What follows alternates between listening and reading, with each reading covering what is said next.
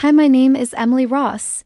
I'm 24 years old, and what I'm about to tell you is a real story that happened to me just 2 years ago, something that still keeps me awake at night. It's not just a ghost story, it's about betrayal, blood, and a darkness I never believed in until it wrapped itself around my life. This all began when I moved back to my hometown thinking it would be a fresh start. I couldn't have been more wrong if you think you can handle the truth of what hides behind small town. Smile, stay with me till the end.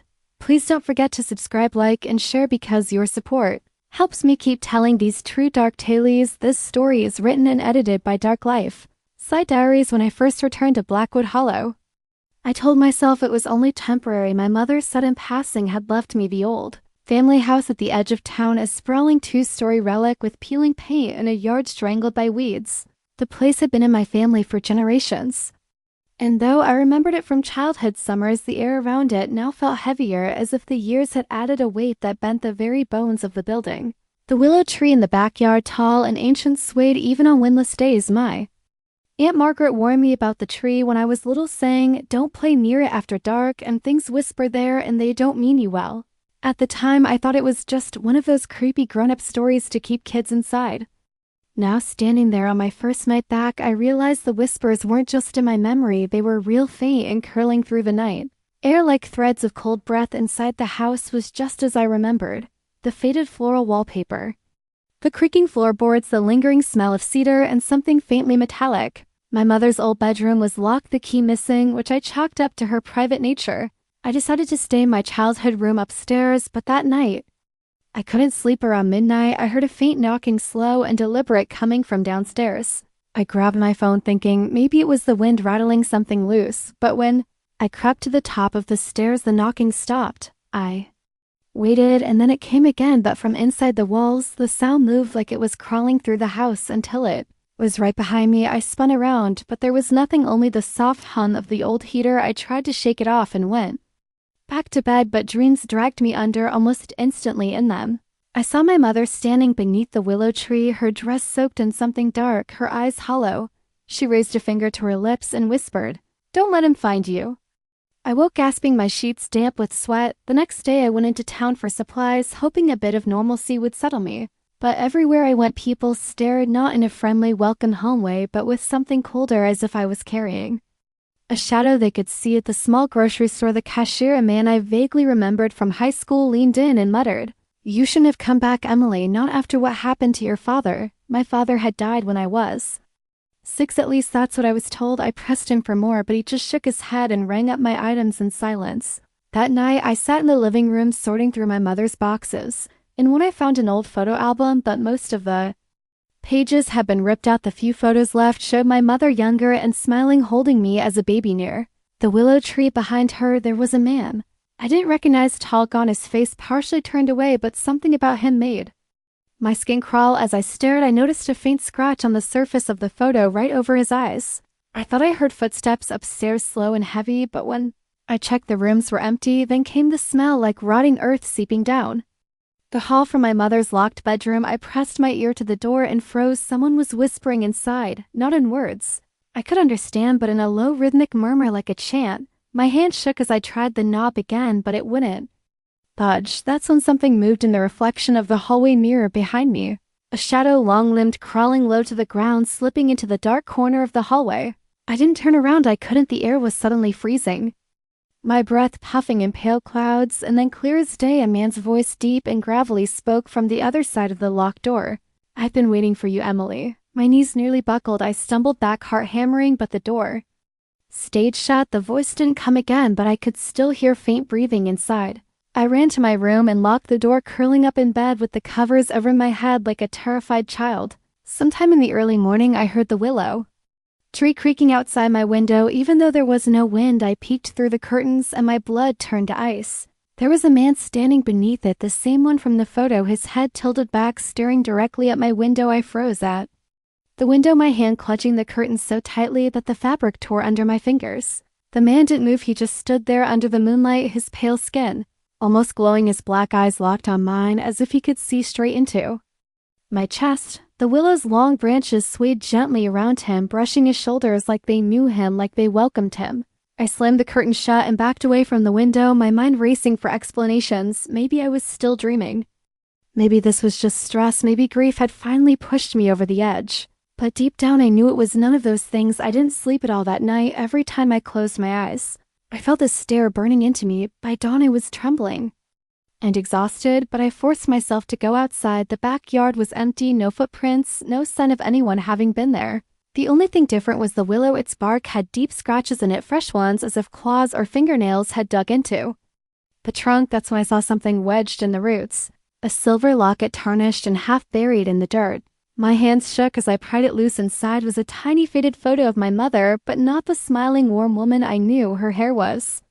Wild, her eyes wide with fear, and behind her stood the man from the window, his bony fingers resting on her shoulder like a claim. The locket snapped shut on its own, hard enough to sting my fingers, and I nearly dropped it. I shoved it into my pocket and went back inside, heart pounding. Later that day, I decided I needed answers. I drove to my Aunt Margaret's house on the other side of town. She opened the door and froze when she saw me, her face draining of color. "Emily," she whispered, "you shouldn't be here." I pushed past her, demanding to know who the man was, what she knew about my father, when my mother had kept the bedroom locked.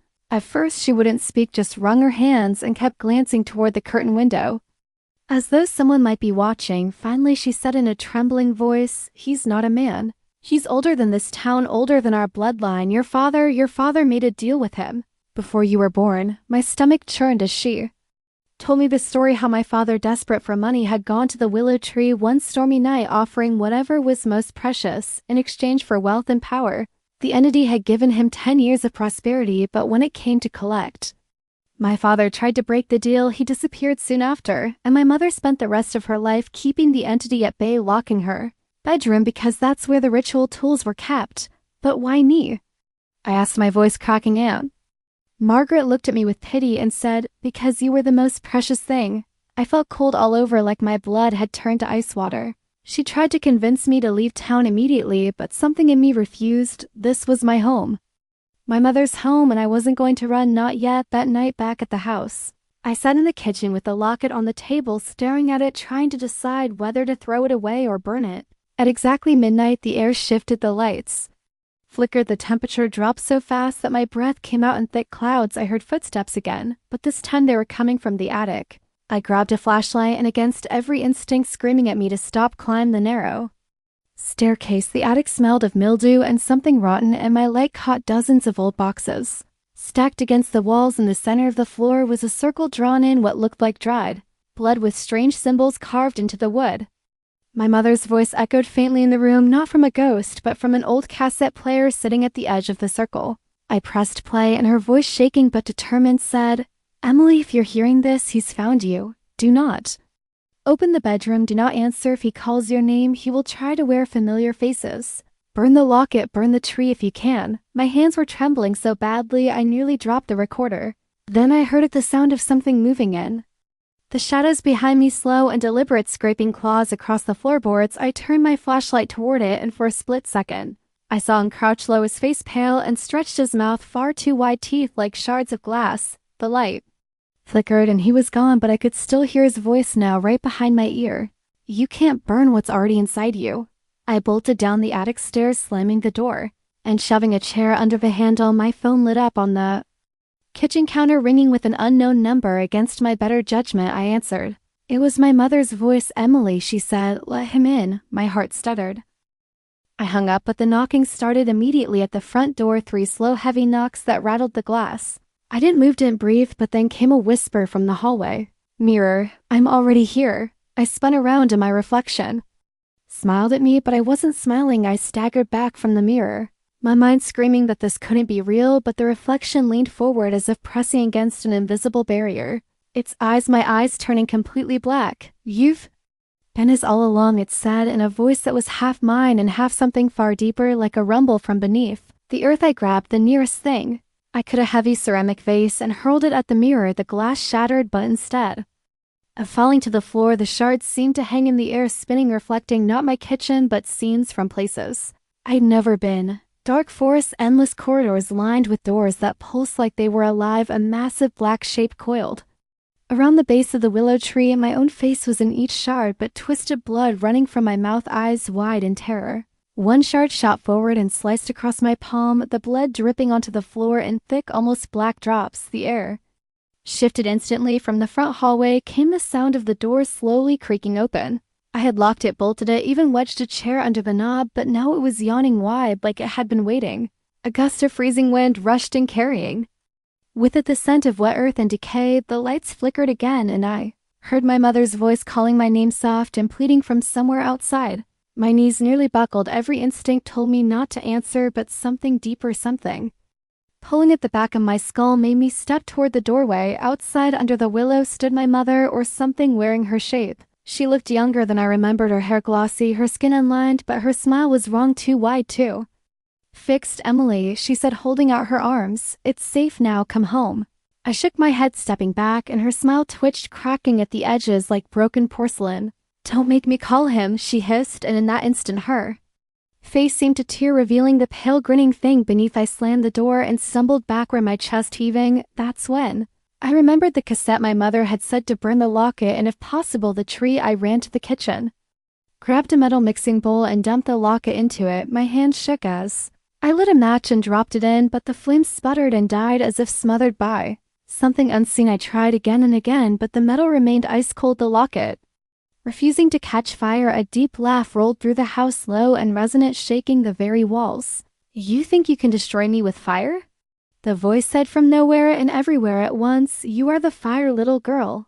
The floor beneath me creaked, then buckled slightly, like something massive was shifting below the foundation. My phone buzzed again with another unknown number. This time I didn't pick up, but the voicemail began playing on its own, the voice not my mother's this time, but the man's, if you could still call it a man. "Come to the tree, Emily. One way or another you will kneel." I ran upstairs, barricading myself in my room, heart pounding so hard I could barely hear anything else. That's when the scratching started, not at the door, but from inside the walls. It moved quickly, circling me, the plaster bulging slightly as if something long and thin was crawling inside. One section of wall split open, and a pale hand, fingers impossibly long, slid through, groping blindly until it found my ankle. I screamed, kicking free, and shoved my dresser against the wall. The hand withdrew, but not before its nails raked across my skin, leaving thin burning lines that throbbed under my jeans. The burn didn't fade. In fact, it spread slowly upward like ink in water. My vision swam, and for a moment I wasn't in my bedroom anymore. I was standing beneath the willow in pitch darkness, the branches hanging heavy above me, whispering words I didn't understand.